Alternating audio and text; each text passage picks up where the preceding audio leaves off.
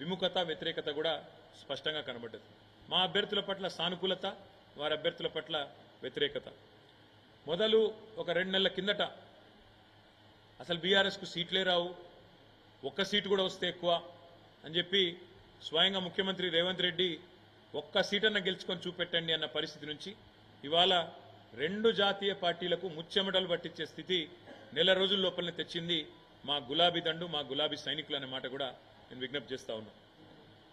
కొన్ని చోట్ల కాంగ్రెస్ మాకు ప్రత్యర్థిగా ఉండే, కొన్ని చోట్ల మాకు బీజేపీ ప్రత్యర్థిగా ఉండే. కానీ మొత్తం రాష్ట్రంలోని 17 సీట్లలో అంతటా కూడా ధీటుగా పోటీనిచ్చింది మాత్రం ఖచ్చితంగా బీఆర్ఎస్ అనే మాట నేను మీకు విజ్ఞప్తి చేస్తా ఉన్నా. ఇవాళ ఒకటి మాత్రం స్పష్టం, ఢిల్లీలో కుస్తీలు, గల్లీలో దోస్తీలు. కాంగ్రెస్ బీజేపీ రాజకీయం చూస్తే ఢిల్లీలో కుస్తీ, గల్లీలో దోస్తీ అన్నట్టుగా ఇలా వ్యవహారం నడుస్తూ ఉంది.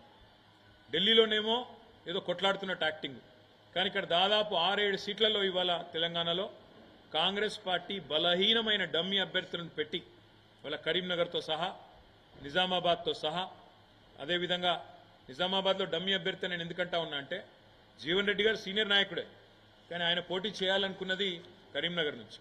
ఆయనను బలవంతంగా ఆయనకి ఇష్టం లేని నిజామాబాద్లో రుద్దింది కాంగ్రెస్.